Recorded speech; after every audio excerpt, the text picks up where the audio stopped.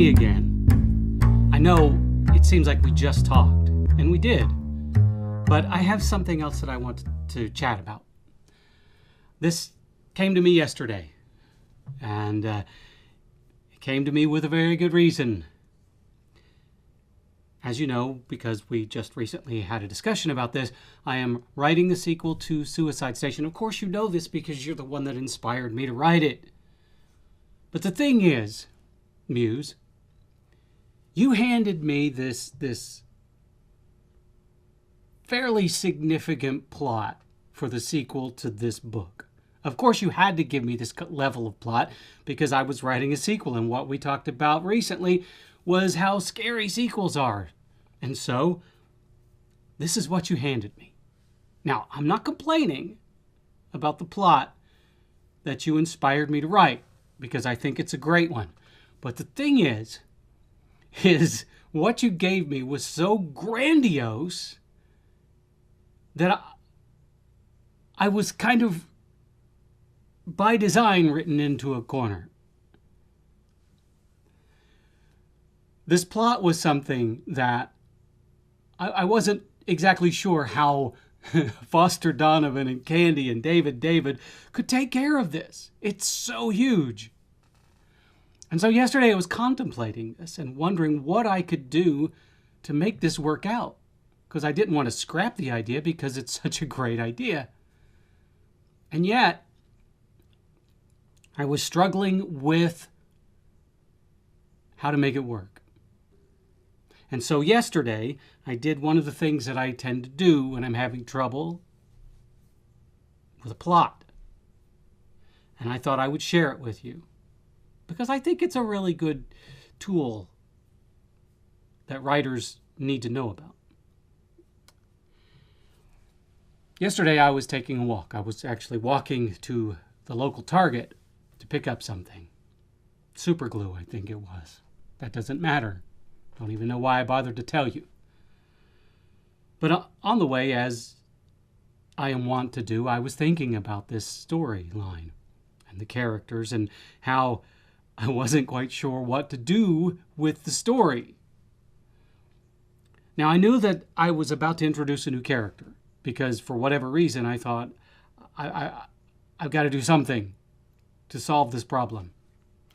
Because the problem that you gave me for the story was not something that Foster Donovan, David, and Candy could handle on their own. So I decided to throw in another character. Now, I hadn't even written that first word of dialogue from this character yet, as of yesterday. Last night I did, but yesterday I hadn't. But I knew the gist of what the character was, who he was. So on the way to Target yesterday, I decided to do the one thing that I usually do to help me out of these situations, and I had a discussion with the character. Now, I'm walking by myself down the street, having a conversation with myself. So I'm sure that anybody that overheard me thought, oh boy, I need to avoid this guy. But what happened was, during this conversation with this new character, whose name is Morton, I don't know where I came up with that name, but his name's Morton. Now, Morton's a hacker, and I'm Verse in that world. Me, the writer, Jack, is Verse in that world. So I had a conversation with Morton. And at first, the conversation was kind of a high-level thing that really seemed like it was going to bear no fruit to help me out of this. But then the longer that Morton and I talked, the deeper we dove. And the deeper we dove, the solution to the problem was given birth.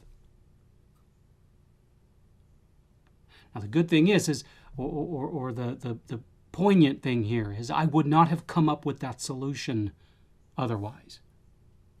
There's no way that I would have, while writing this book, I would have come up with this particular solution. And it is the solution that was necessary. It was the continuation, the natural continuation of this storyline that I may not have been able to come up with just writing the book as is. I had to have this conversation with Morton outside of the book, outside of the characters. In other words, the writer had to have this conversation with this character, not the other characters. Because the other characters are limited in what they can talk about, because they suffer the constraints of the universe. The writer doesn't. I can talk about whatever I want to my characters. So that's how that happened. And I'm really, really excited. Prior to this conversation, I was getting a bit nervous about where to go with this story. Post-conversation between writer and character, I'm all of a sudden excited about the possibilities, because it's not only fixes this problem with the plot, it also opens up a new world within the universe. And that is what every writer dreams of. And none of this would have happened had I not just had a conversation with a character. Yes, I probably seemed a little bit touched. But hey, we're artists. We gotta do what we gotta do to get this stuff done. And I wasn't about to abandon this amazing plot that you handed me for this story. So, non-traditional methods to get the work done. That's what it's all about.